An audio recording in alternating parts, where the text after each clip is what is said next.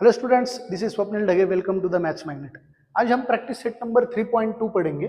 Already हमने 3.1 में basics पढ़ा है, अरिथमेटिक प्रोग्रेशन या एपी मतलब क्या होता है इसके बारे में हमने ऑलरेडी पढ़ा है। तो यहाँ पे जो क्वेश्चन नंबर 1 है, यहाँ पे क्वेश्चन नंबर 1 में दिया है right the correct numbers in the given boxes. यहाँ पे जो बॉक्सेस दिया है वहां पे हमें फिल इन द ब्लैंक्स करना है from the following AP. So it is already cleared that this given sequence is an AP. तो यहाँ पे ऑलरेडी हमें बताया गया है कि ये जो सीक्वेंस दिया है वो ऑलरेडी एपी है। और हमें एक बात पता है कि अगर गिवन सीक्वेंस एपी है तो उसका जो कॉमन डिफरेंस होता है, जो डी बोलते हैं या जो जिसे हम कॉमन डिफरेंस बोलते हैं, वो इक्वल होता है। तो यहाँ में ये जो क्वेश्चन होता है, इस टाइप का जो क्वेश्चन होता है, वो क्वेश्चन पेपर में जो एक्टिविटी बेस्ड क्वेश्चन जो आता है क्वेश्चन नंबर 2 में 2 मार्क के लिए ये क्वेश्चन नंबर 2A में 2 मार्क के लिए जो क्वेश्चन होते हैं जहां पे 3 क्वेश्चन सबको दिए हुए होते हैं और आपको कोई भी 2 आपको सॉल्व करने हैं, तो उस टाइप के क्वेश्चन में ये क्वेश्चन आ सकता है एग्जाम में। या 3 मार्क का जो क्वेश्चन है वो भी 3 मार्क्स का जो 3A जो क्वेश्चन है वो भी एक्टिविटी बेस्ड क्वेश्चन होता है। तो यहाँ पे देखेंगे जो फर्स्ट टर्म है, फर्स्ट टर्म को हम ए बोलते हैं या T1 भी बोला जाता है। सो फर्स्ट टर्म जो है ए है वो इस सीक्वेंस में 1 है। T1 का भी मतलब होता है first term which is also 1.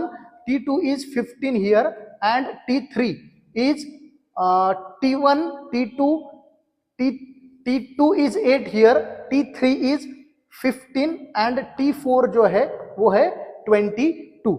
हमें D फाइंड करना है, तो D फाइंड करने के लिए हमें क्या करना पड़ता है, T2 माइनस T1 T3। देखो हम ये भी फॉर्मूला अप्लाई कर सकते हैं क्योंकि जो कॉमन डिफरेंस है वो अगर ये ऑलरेडी गिवन है एपी तो इसका मतलब एक कॉमन डिफरेंस सेम आएगा। तो T4 माइनस T3 अगर हमने किया तो 22 माइनस 15 विच इज 7। यहाँ पे T4 माइनस T3 22 माइनस 15 किया तो 7 आया। तो T2 माइनस T1 अगर किया हमने, T2 which is 8 minus T1 is 1, सो यहाँ पे भी 7 मिलेगा हमें। T3 माइनस T2 किया मतलब 15 माइनस 8 अगर किया वो भी 7 ही आएगा। तो उसका मतलब क्या होता है कि हर बार हमें जो कॉमन डिफरेंस जो है वो 7 ही मिला है। So it means that the D is equal to 7 here. So similar question जो सेकंड है वो भी सिमिलर क्वेश्चन है। हमें T1 लिखना है विच इज 3, सेकेंड टर्म है 6, थर्ड टर्म है 9 एंड फोर्थ टर्म है 12। तो हमें T2 माइनस T1 करना है। T2 है 6, T2 इज 6 माइनस 3, तो 6 माइनस 3 कितना आएगा, 3 आएगा। T3 माइनस T2 9 माइनस 6 कितना आएगा, 3 आएगा। तो इसका मतलब जो D है कॉमन डिफरेंस जो है वो है 3। So this is answer. Okay, then third question में -3 -8 -30 एंड -18 ऐसे हमें सीक्वेंस दिया गया है।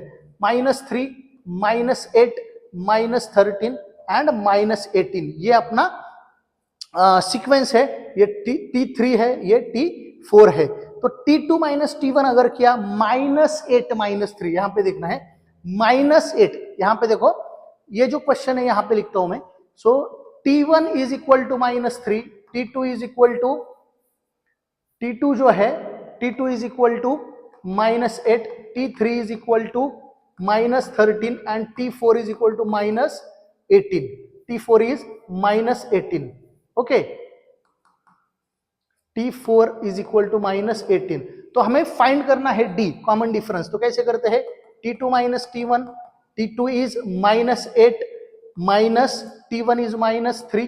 तो हमें इस टाइप के क्वेश्चन जो अगर हम सॉल्व कर रहे हैं तो हमें ब्रैकेट पुट करना है। मतलब अगर नेगेटिव साइन होगा तो आपको ब्रैकेट पुट करना है, उससे आपका जो मिस्टेक होगा वो मतलब हम वो टाल सकते हैं मिस्टेक। तो यहाँ पे -8 minus minus will be positive, so -8 plus 3 will be -5। सो ये जो D आया थर्ड क्वेश्चन में, D जो है वो -5 आया। ओके, -5।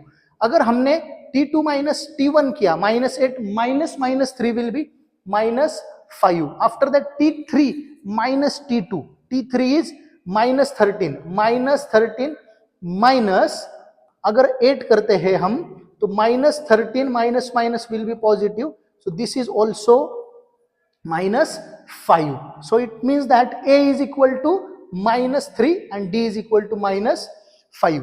तो A जो है -3 है एंड D है -5। एंड लास्ट क्वेश्चन जो है वो AP दिया है हमें 70 60 50 एंड 40. So first term है 70, second term है 60, third term is 50, fourth term is 40. तो D कैसे फाइंड करेंगे इसका? D फाइंड करने के लिए हमें T2 माइनस T1 करना है.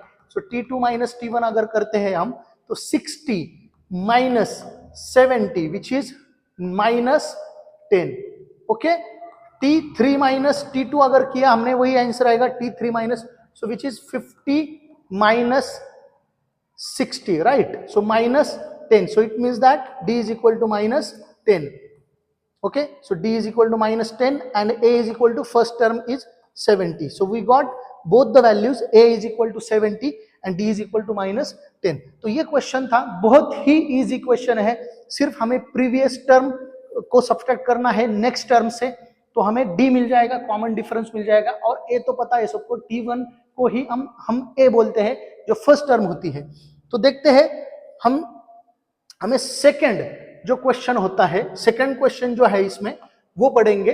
सेकंड क्वेश्चन है decide whether the following sequence is an AP. ये इस टाइप का क्वेश्चन हमने लास्ट एक्सरसाइज में भी पढ़ा था, जहां पे हमें डी फाइंड करना है. सो डी अगर फाइंड करते हैं हम, तो डी हमने अभी अर्लियर फर्स्ट क्वेश्चन में भी पढ़ा कि डी कैसे फाइंड किया जाता है. तो नेक्स्ट टर्म से प्रीवियस टर्म को सब्सट्रैक्ट करेंगे तो डी फाइंड करना है. So decide whether following sequence is an AP. If so, अगर वो एपी है, फाइंड द 20th टर्म. देखो 20th टर्म फाइंड करनी है हमें, टर्म ऑफ द प्रोग्रेशन. सो ये जो सीक्वेंस दिया है, पहले तो चेक करेंगे कि ये given sequence, given progression AP है या नहीं है. अगर वो एपी है तो ही हमें 20th टर्म या 20th सीक्वेंस की, ये जो सीक्वेंस है इसकी 20th टर्म फाइंड करनी है. तो यहाँ पे ये A1 है, A2, A3, A4 ऐसे जाएंगे, या this is T1, T2, T3, T4, T5 ऐसे करते करते हमें T20 फाइंड करना है. ये यहाँ पे हमें समझना पड़ेगा, T20 फाइंड करना है. लेकिन पहले T20 फाइंड करने से पहले गिवन प्रोग्रेशन या गिवन सीक्वेंस, ये कॉमन डिफरेंस इसका इक्वल है या नहीं है वो देखेंगे. सो यहाँ पे T1 जो है -12 है, T2 is equal to -5, T3 is equal to 2, similarly T4 is equal to 9. तो यहाँ पे ऐसे करते करते हमें इतनी पूरा लिखने की जरूरत नहीं है, हमें सिर्फ चेक करना है कि D कॉमन आता है या नहीं है. तो D देखेंगे, D का फॉर्मूला है T2 माइनस T1. तो T2 is -5 minus -12, so that will be -5 plus 12. सो यहाँ पे जो D है दैट इज 7. D है 7. लेकिन हमें यहाँ पे सिर्फ ये एक कैलकुलेशन करके रुकना नहीं है, हमें फिर से ऑलरेडी आगे जाके भी चेक करना पड़ेगा. अगर वो D है तो ही हमें 20 टर्म फाइंड करनी है. तो D है कि नहीं वो ढूंढने के लिए और एक टर्म हम कैलकुलेट करके देखेंगे. D is equal to T3 minus T2. So T3 is 2 minus -5. So 2 plus 5 which is 7. तो इसका मतलब ये हो रहा है, दोनों केस में D अपना जो है वो 7 ही आया है. एक कैलकुलेशन करके देखते हैं हम. D is equal to T4 minus T3 करेंगे. T4 कितना है अपना 9, राइट. सो 9 माइनस 2 भी 7 ही आया है. So it means that the given sequence is in the form of AP, given sequence. So decide whether the following sequence is an AP. So it is cleared from the 3 steps here that D is equal to 7 in all the steps. It means that this given sequence or given progression is in an AP. Yeah, it is an AP. So it means that we have to now find the 20th term. So 20th term अगर हमें find करनी है तो हमें 20th term find करने के लिए एक जनरलाइज फॉर्मूला यूज करना है, which is Tn is equal to a plus n minus 1d. Okay, ये फॉर्मूला हम यूज करेंगे. तो कौन सी टर्म फाइंड करनी है हमें? 20th term. So in this case our n is 20. Okay, n is 20 means we have to find the T20, T suffix 20. So 20th term हम find करेंगे. So a is equal to, a is first term which is -12 plus our n is 20 minus 1 into we had already calculated this value of d here, which is nothing but which is 7. Okay, so we just have to calculate this. So -12 plus 20 minus 1 is 19 into 7. So we just have to first multiply this term. So 9 7s are 63, 7 1s are 7 plus 6 is 133. So -12 plus 133 -12 plus 133. तो ये अगर 133 -12 करते हैं हम तो यहां पे हमें मिलेगा 121. So we got positive 121. So T20. Yeah, we can say that the 20th term of the given progression, 20th term of the given progression is 121. यहाँ पे दो क्वेश्चन थे. पहला क्वेश्चन था decide whether the following sequence is an AP. So उसका answer आएगा yes, it is an AP. And second question का answer जो है T20th मतलब 20th term is 121. Okay, I hope आपको समझ में आया होगा. बहुत इजी क्वेश्चंस होते हैं. देखेंगे नेक्स्ट क्वेश्चन. तो इस टाइप के क्वेश्चंस में यहां पे हमें और एक क्वेश्चन दिया है. Given arithmetic progression, it is already arithmetic progression और it is already AP. So find the 24th term of this progression. It means that we have to find T24. Okay, so for that this is our formula. Tn is equal to a plus n minus 1 d. So for this we have to write all the given values first.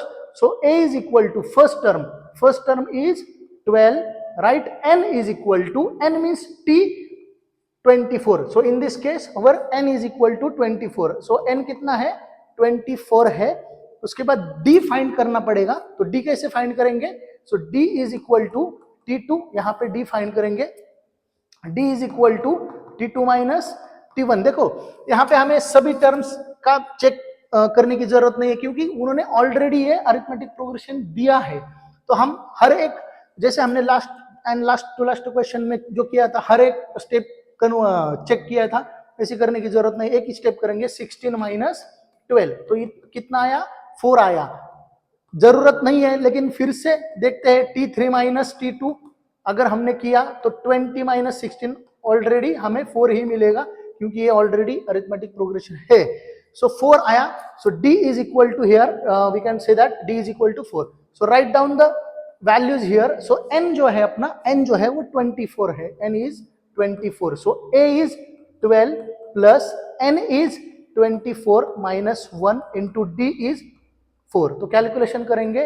12 plus 24 minus 1 is 23 into 4. तो बहुत सारे बच्चे जो गलती करते हैं, क्या करेंगे गलती? 12 plus 23 करेंगे. 12 plus 23 करेंगे और उसके बाद 4 से मल्टीप्लाई करेंगे. तो ये बेसिक बॉडमास जो रूल होता है, बेसिक रूल, हमें पहले मल्टीप्लिकेशन करना है. सो मल्टीप्लिकेशन अगर हमने किया परफॉर्म तो 3 4 जा 12, 4 2 जा 8 plus 1 is 92. So we got 12 plus 92 and 12 plus 92 will be 104. So T24 या 24th टर्म इज 104. सो ये क्वेश्चन का जो आंसर आया है वो है 104. So देखते हैं. So let us solve the next question, which is question number 4. So in this question we have to find the 19th term of the following AP. So this is an AP and we have to find a 19th term means we just have to find T19. Okay, T19 find करना है. A is equal to 7, right? N is equal to 90 and D is equal to A2 minus A1 or we can write T2 minus T1. So it is already AP. Okay, it is already AP. तो हमें check करने की जरूरत नहीं है. So 13 minus 7 is equal to how much? 6. So our D is 6 here. So write down the formula. Tn is equal to A plus n minus 1 D. Right? So Tn means यहाँ पे n है 19.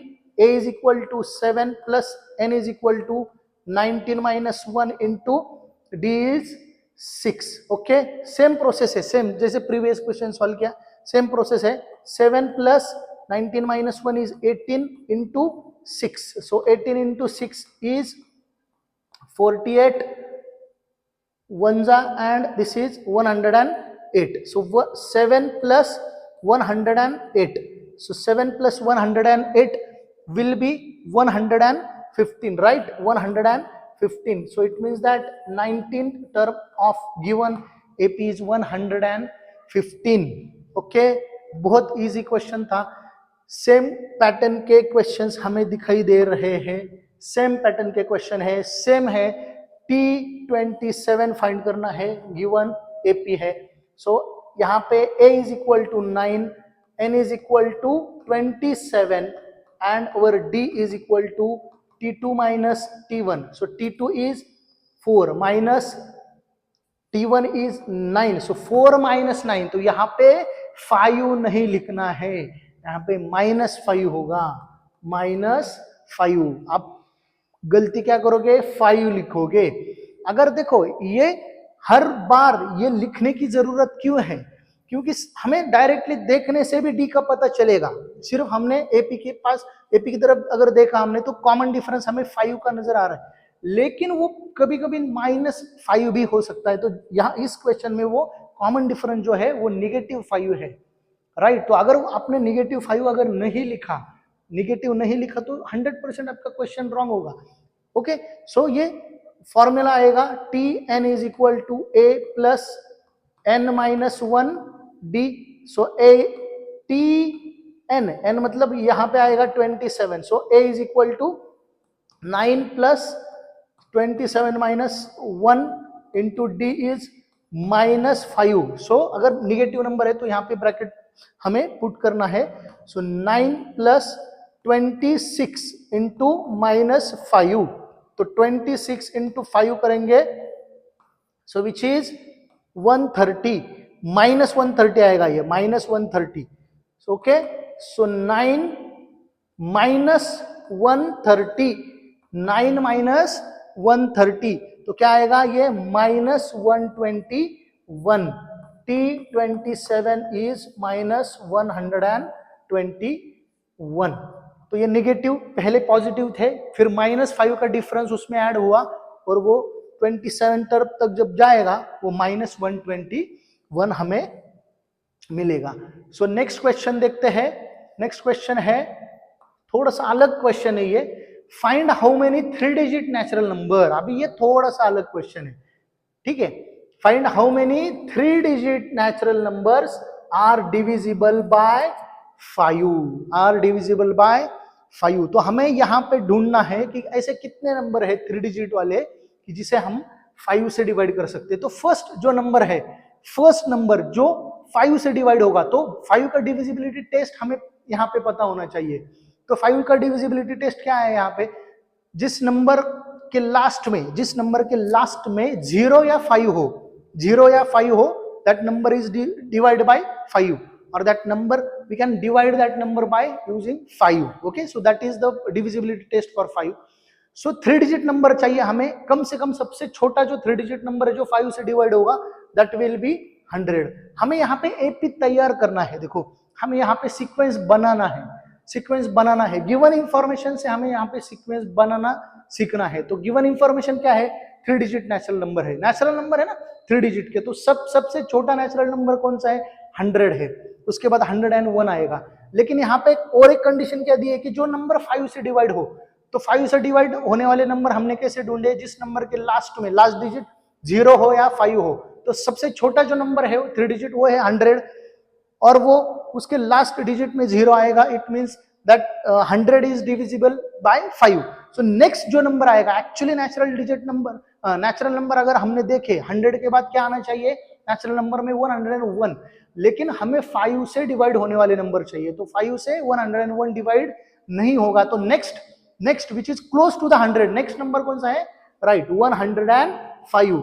इसके बाद वाला number कौन सा है 110, इसके बाद वाला 115, ऐसे करेंगे हम, और हमें ऐसे चलते जाना है कहां तक, हाउ मेनी 3 डिजिट नंबर. तो सबसे लास्ट वाला जो नंबर होगा 3 डिजिट नंबर, जो सबसे लास्ट वाला होगा जो 5 से डिवाइड होगा, दैट विल बी 995, क्योंकि इसके बाद अगर 5 से नंबर डिजिट जो नंबर डिवाइड होगा 5 से वो होगा 1000. सो 1000 4 डिजिट नंबर है, तो हमें यहाँ पे रुकना पड़ेगा 995 पे. तो यहाँ पे हम हमें लिखना है ए की वैल्यू तो 100 है, राइट. अभी देखो हमें एन की वैल्यू पता नहीं है, राइट, एन की वैल्यू हमें पता नहीं है, हमें ए एन पता है. ठीक से देखो, ठीक से यहाँ पे देखना है, ए एन या टी एन की वैल्यू हमें पता है. ये this is T1, right, this is T2, this is T3, this is T4, ऐसे करते करते दिस इज Tn. यहाँ पे बहुत इंपॉर्टेंट स्टेप हम अभी लिख रहे हैं, दिस इज Tn. मुझे n की वैल्यू पता नहीं है, 995 किस नंबर पे आएगा वो मुझे पता नहीं है, तो वही तो ढूंढना है, क्वेश्चन में वही तो ढूंढने के लिए बोला, हाउ मेनी 3 डिजिट नंबर, कितने नंबर्स है, मतलब n हमें ढूंढना है, हमें Tn की वैल्यू 995 है. तो बहुत सारे बच्चे क्या करते हैं कि n इज इक्वल टू 995 करेंगे, और वो रॉन्ग हो जाएगा. एक्चुअली ये जो Tn की वैल्यू वो गिवन है हमें 995 Tn है. तो देखते हैं Tn या An, जो भी आप ठीक समझो.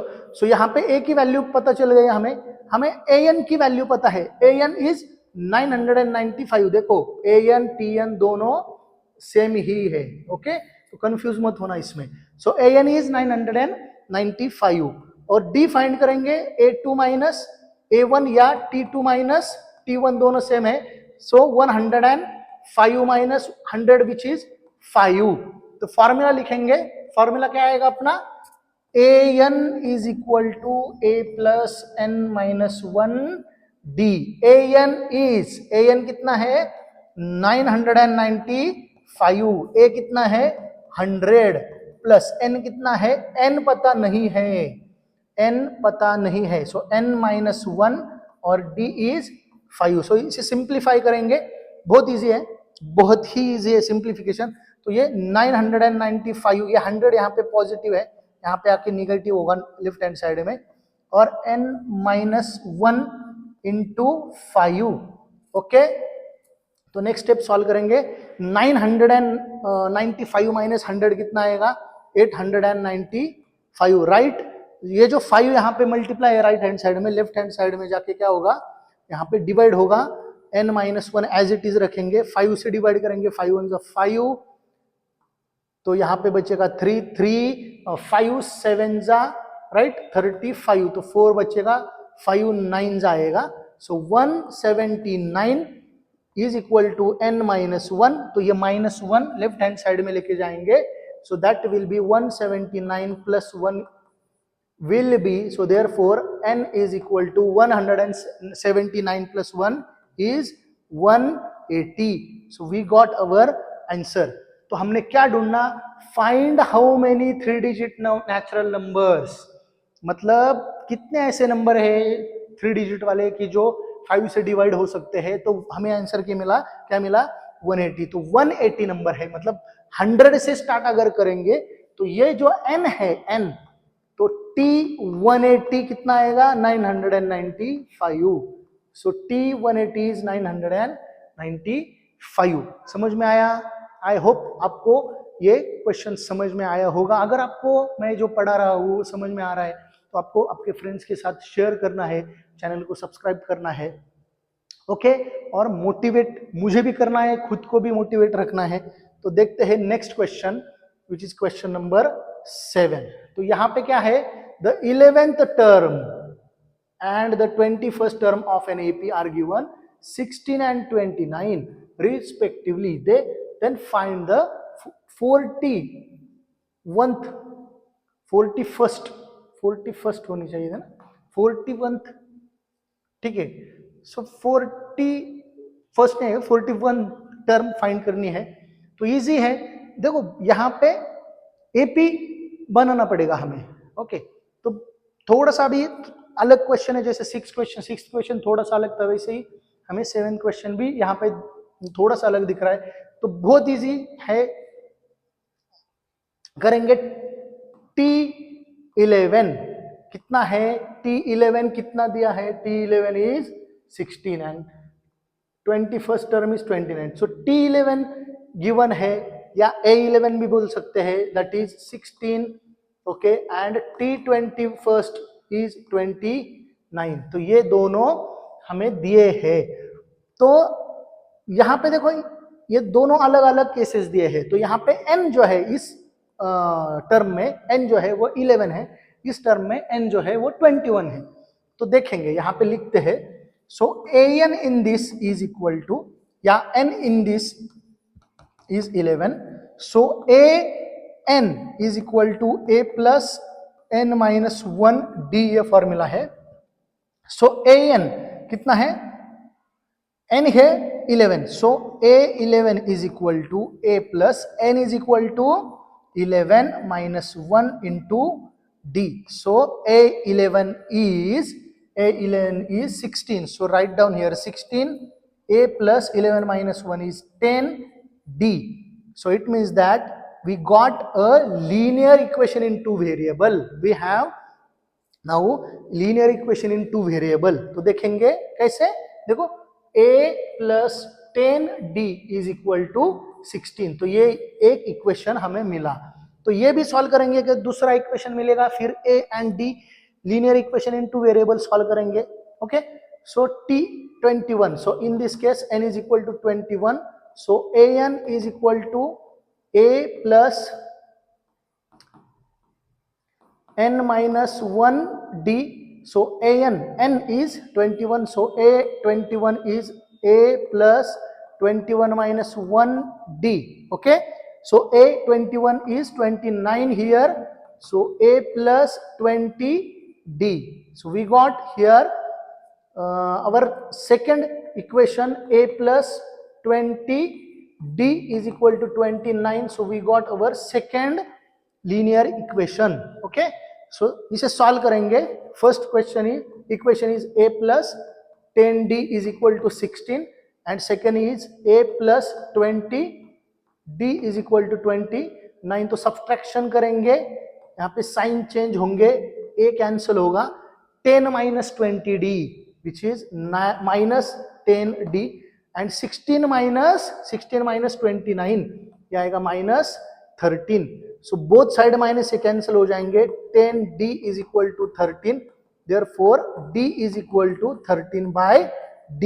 तो इसे देखो डिवाइड मत करो ये जो d की वैल्यू है इसे डिवाइड मत करो, अगर डिवाइड किया तो वो डेसिमल पॉइंट में आंसर आ जाएगा, 1.3 आएगा, ओके। कर सकते हो, नो प्रॉब्लम, कर सकते हो, आंसर गलत नहीं होगा, लेकिन ये इजी जाएगा आपको, फ्रैक्शन में ही रखो, ओके। तो d तो मिल गया हमें, अभी a फाइंड करेंगे, ओके। d मिला है, अभी a फाइंड करना है हमें। तो a कैसे फाइंड करेंगे, देखो हम a फाइंड करेंगे अभी इसका। तो a अगर फाइंड करना है तो d तो मिला, हम a फाइंड करेंगे।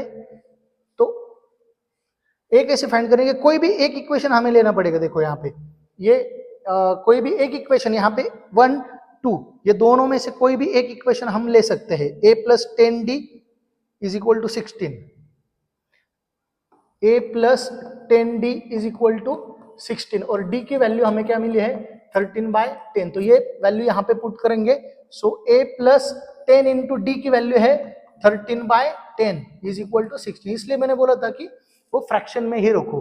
सो 10 कैंसिल होगा, सो a इज इक्वल टू 16, ये पॉजिटिव 13 है, राइट हैंड साइड में जाके नेगेटिव 13 होगा। a is equal to how much, 16 minus 13 is 3। So we got our a and d.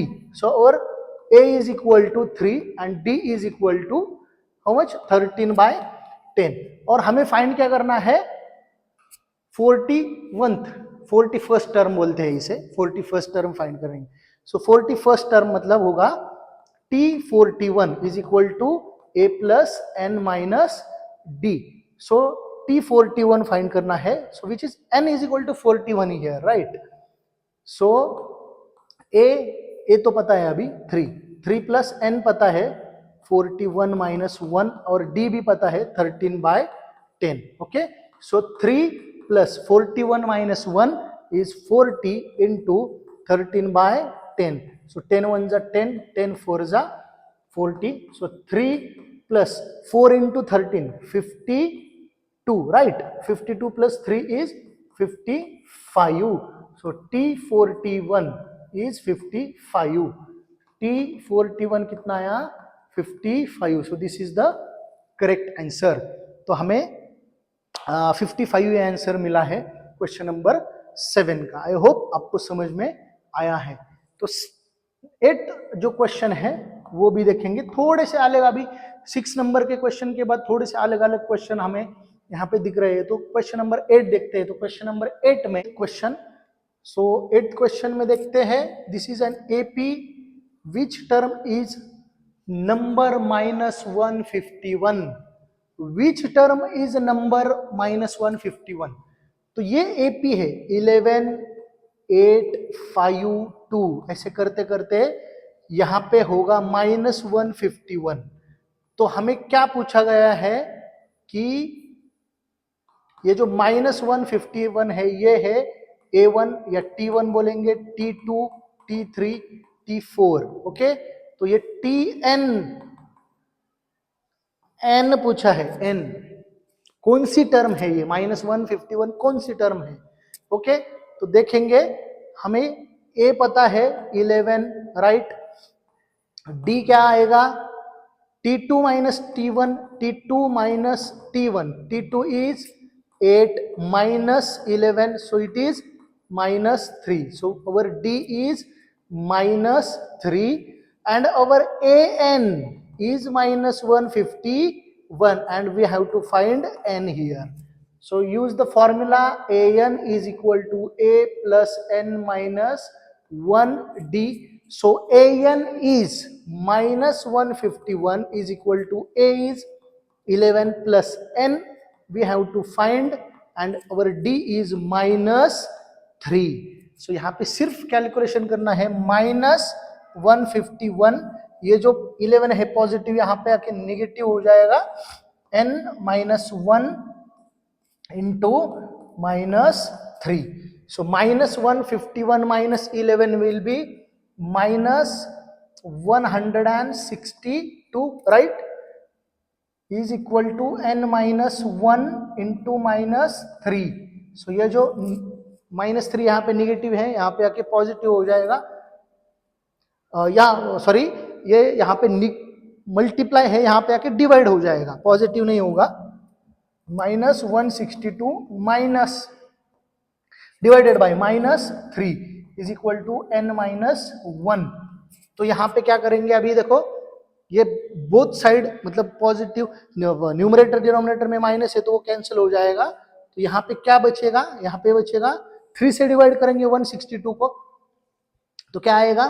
3 1 जा 3, 3 5 जा 3, 4 जा, सो 54 आया. 54 is equal to n minus 1. So it means that 54 plus 1 is equal to n. So it means that n is equal to 55. तो इसका मतलब है कि A 55 will be -151. तो 55th टर्म जो आएगी वो आएगी -151. सो ये 55th टर्म है. 50 तो क्या पूछा है? Which term is number. So 55th term is -151. Okay, तो क्वेश्चन नंबर 9. क्वेश्चन नंबर 9 में in the natural numbers from 10 to 250 how many are divisible by 4. तो यहाँ पे देखो, हमने अर्लियर जो क्वेश्चन एक पीछे जो क्वेश्चन देखा था उसमें डिविजिबल बाय 5 था, यहाँ पे डिविजिबल बाय 4 है. तो 4 से डिवाइड होने वाले नंबर चाहिए 10 to 250. तो 10 तो 4 के टेबल में नहीं है. उसके बाद नेचुरल नंबर जो है वो है 11. तो 11 भी 4 के टेबल में नहीं है. तो नेक्स्ट नंबर जो है वो है 12, राइट. सो 12 के बाद जो नंबर 4 से डिवाइड होगा वो कौन सा है? 4 के बाद वो है 16, राइट। उसके बाद है 20, तो ऐसे ये एपी बन जाएगी। कहां तक जाना है हमें? 250 तक। तो 250 देखो 4 की डिविजिबिलिटी टेस्ट क्या है कि लास्ट के 2 डिजिट जो है वो 4 से डिवाइड होने चाहिए या 4 के टेबल में होने चाहिए। तो ये जो 50 है 4 के टेबल में नहीं आएगा, तो उससे पहले जो नंबर है 249, तो 24 मतलब लास्ट वाला जो डिजिट है 49 वो भी 4 से डिवाइड नहीं होगा। उससे पहले जो नंबर था है जो है वो 248, सो 248 के जो लास्ट 2 डिजिट नंबर 2 डिजिट्स है वो 48 है, सो 48 डिवाइड हो सकता है 4 से। तो ये अपना एपी बन गया। तो इसमें एपी में हमारा जो ए है वो है 12, राइट। और डी कैसे फाइंड करेंगे? T2 minus T1, so T2 is 16 and T1 is 12, right. So this is 4, so D कितना आया अपना? 4 आया। और an ये देखो ये an है 248 है an, है ना। हमें फाइंड क्या करना है? हमें फाइंड करना है n, राइट। सो फॉर्मूला वही आएगा an is equal to a plus n minus 1d। So an is 248, a is equal to 12 plus n is equal to पता नहीं, n फाइंड करना है, और d है अपना 4, ओके। सो 248 ये पॉजिटिव 12 है, यहाँ पे आके निगेटिव 12 हो जाएगा, n माइनस 1 इंटू 4। सो 248 माइनस 12 अगर करते हैं हम, माइनस 12 अगर किया तो दैट इज 236। सो 236 ये जो 4 है यहाँ पे डिवाइड होगा, सो n माइनस 1, राइट। सो 4 1 जा 4, 4 5 जा 23 आएगा, 4 9 जा, right. So 59 is equal to n minus 1, so ये पॉजिटिव हो जाएगा 1 यहाँ पे आके, 59 plus 1 which is n is equal to 60। So it means that ये जो नंबर्स है 10 टू 250 तक, 10 से लेके 250 तक, ऐसे कितने नंबर आएंगे जो 4 से डिवाइड होंगे? वैसे आएंगे 60 नंबर। कितने नंबर आएंगे? 60 नंबर होंगे जो 4 से डिवाइड होंगे इस 10 टू 250 के बीच में, ओके। और लास्ट क्वेश्चन जो है वो लास्ट क्वेश्चन हम देखेंगे अभी यहाँ पे। In an AP 17th term, in an AP 17th term is 7 more than its 10th term, find the common difference। तो डी फाइंड करना है। ये भी थोड़ा सा अलग क्वेश्चन है, तो देखेंगे हमें क्या दिया है। एपी है ऑलरेडी 7 टर्म, 17 टर्म, तो A17 गिवन है, A17 इज 7 मोर देन, देखो 7 मोर देन, ठीक से देखना है यहाँ पे ठीक से देखना है। देखो A17 17 term is 7 more than it's 10th term. देखो कैसे लिखा मैंने, 17 term is 7 more than it's 10th term, find the common difference. तो ये A17 जो होता है वो कैसे लिखेंगे? A17 A प्लस 16D ऐसे लिखेंगे। देखो ये शॉर्टकट आपको पता होना चाहिए। A17 कैसे लिखा? देखो मैंने A17 को मैंने डायरेक्टली A प्लस 16D कैसे लिखा? तो ये तो हमें फॉर्मूला पता है। देखो AN का फॉर्मूला पता है, A plus n minus 1D ये फॉर्मूला है। तो यहाँ पे n कितना है? देखो अपना 17 है, सो यहाँ पे मैंने 17 पुट किया, तो A प्लस n की जगह पे 17 माइनस 1 आएगा ना, 17 माइनस 1, और यहाँ पे आएगा D। So A plus 16D आया कि नहीं आया?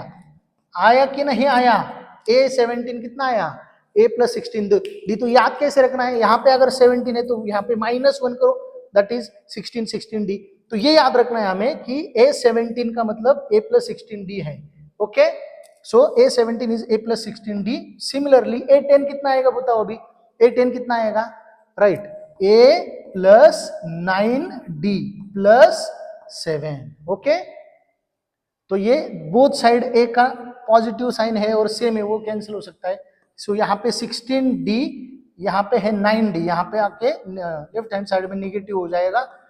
So 16D minus 9D is 7, D is equal to 7. So therefore D is equal to 7 divided by 7, which is nothing but 1.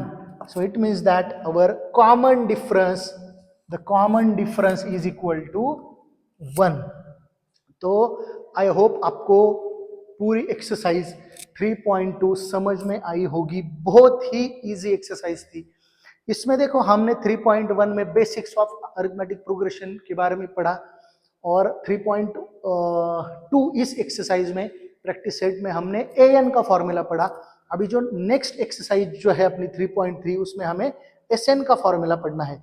मैंने पहले भी बताया था कि इस अरिथमेटिक प्रोग्रेशन इस चैप्टर में हमें सिर्फ दो फॉर्मूले के ऊपर ये पूरा चैप्टर डिपेंड है, एन एंड एसएन के फॉर्मूले। एसएन मतलब होगा सम ऑफ टर्म्स। ओके, तो नेक्स्ट वीडियो में हम प्रैक्टिस सेट नंबर 3.3 देखेंगे और वो 3.3 होने के बाद 3.4 भी है, वो मिक्स क्वेश्चंस है, मतलब एन एंड एसएन के फॉर्मूले दोनों के फॉर्मूले यूज करके आपको क्वेश्चन पहले समझना पड़ेगा। वर्ड्स प्रॉब्लम देखो, वर्ड प्रॉब्लम ये 3 और 4 मार्क के क्वेश्चन एपी लेसन में बहुत आते हैं वर्ड प्रॉब्लम के, मतलब वर्ड प्रॉब्लम उसमें ज्यादा होते हैं। तो वर्ड प्रॉब्लम समझने के लिए आपको सेंटेंस फॉर्मिंग उनका देखना पड़ेगा, रीड करना पड़ेगा, उसे समझना पड़ेगा और उसके बाद ए एन क्या है, ए क्या है, डी क्या है, एन क्या है, ए एन क्या है, वो देख के फिर आपको गिवन डेटा पहले ठीक से समझना पड़ेगा क्या है, वो लिखना पड़ेगा। उसके बाद आपको समझ में आएगा कि यहाँ पे हमें क्या फाइंड करना है। आई होप आपको मैंने जो पढ़ा है वो समझ में आया होगा, आया हो। अगर आपको समझ में आया है या आ रहा है तो आपको चैनल को सब्सक्राइब करना है, आपके फ्रेंड्स के साथ वीडियो को शेयर करना है और वीडियो अगर पसंद आता है तो वीडियो को लाइक करना है। मिलते हैं नेक्स्ट वीडियो में। देखो अभी हमें अगर अच्छे मार्क्स लाने हैं तो क्या करना पड़ेगा, हमें रिवीजन बढ़ाने पड़ेंगे। रिवीजन रिवीजन बहुत इंपॉर्टेंट है। देखो ऐसा कहा जाता है कि 4 बुक एक बार पढ़ने से अच्छा है कि एक बुक को 4 बार पढ़ो ताकि आपका रिवीजन ज्यादा हो। तो आपने जितना भी पढ़ा है वो परफेक्शन उसमें आ जाएगा। तो जितना भी आपने पढ़ा है तो वो रिवीजन, अगर आप जितने भी ज्यादा रिवीजन करते हो तो आपको अच्छे मार्क्स मिलेंगे। तो आपको एक बात याद रखनी है कि 4 बुक एक बार पढ़ने से अच्छा है एक बुक को 4 बार पढ़ो ताकि आपकी रिवीजन हो जाएगी। और जितने ज्यादा रिवीजन होंगे उतने आपके मिस्टेक्स कम होंगे। मिस्टेक्स अगर कम हुए तो अपने आप मार्क्स आपके बढ़ने लगेंगे। Thank you.